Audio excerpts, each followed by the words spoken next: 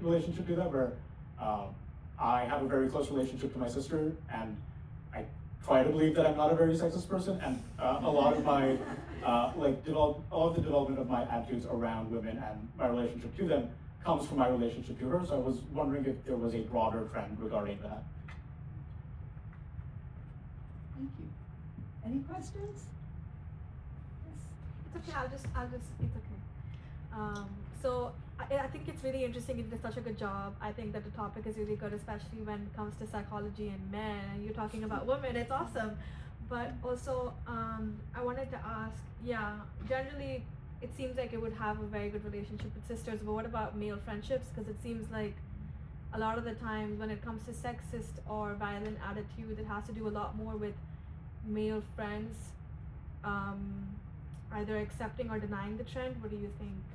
I was actually interested in that as well, and that's why I took loneliness rather than things like celibacy as a factor for this, because I was interested in whether or not like general loneliness or a general lack of acceptance was contributing to higher levels of sexism, and the data would suggest that it is like loneliness in the presence of high social media use was more significant, and so it's possible that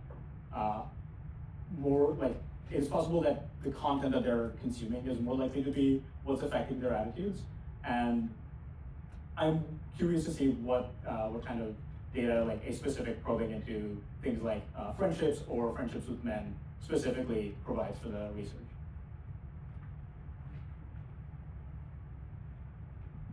So I want to ask, do you think the type of social media, for example, if it's like Discord, Reddit, Tumblr, whatever it is, do you think that also has an impact on sexism specifically? I was interested in making that distinction with my research, but due to kind of a lack of participants, I wasn't able to find a very effective way to do that. So I just kind of boiled it all down to the amount of time that they spend on social media.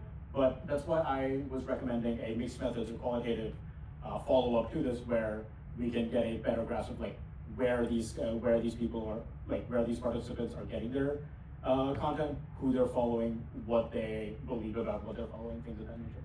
Yeah.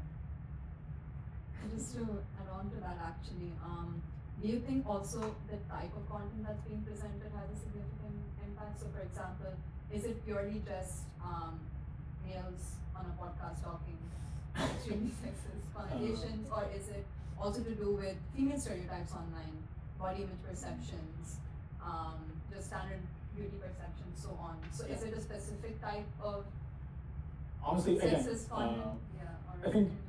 Or I think that those questions would be more effectively answered with a qualitative approach.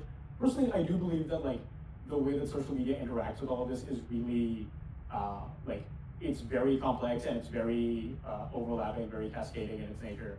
And I think that like a lot of the times, even innocuous content, things like gymming, things like eating healthy, it tends to kind of pipeline its way into things regarding like people's attitudes towards women. Because oftentimes, like even if I on like my Instagram follow a fitness channel, I'm suddenly receiving the same like fitness content creator interviewing somebody who has a terrible take about women, and like the whole thing kind of cascades from there.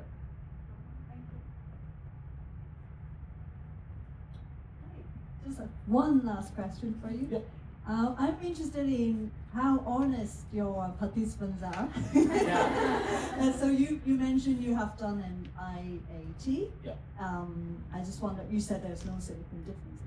Just wondering, do they correlate? So their implicit attitude, does it correlate with their explicit ratings in the scales? Yeah, I was very interested in finding that, but when I examined the IAT data, which is measured through reaction times between if participants are able to, when they're associating images or words with either positive connotation, negative connotation, or male or female, and based on their reaction times, you're able to tell how quickly they're making associations between these four concepts.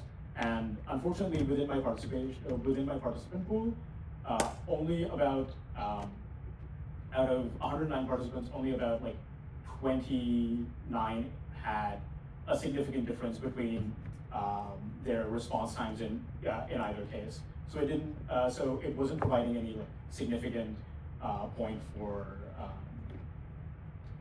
It wasn't providing a really significant point for analysis. But what is relevant is that when I averaged out the scores for each category for loneliness, life satisfaction, ambivalent sexism, hostile sexism, and benevolent sexism, the average scores were a little bit above average in all three forms of sexism, a little bit above average in loneliness, and a little bit below average in life satisfaction. So I think that it is. I believe that even though there's like a question about the reliability of self-reported surveys, I think in this case it might not have been that much of a discrepancy. Thank you. Right, so we're now down to our last presenter. Farha is going to talk about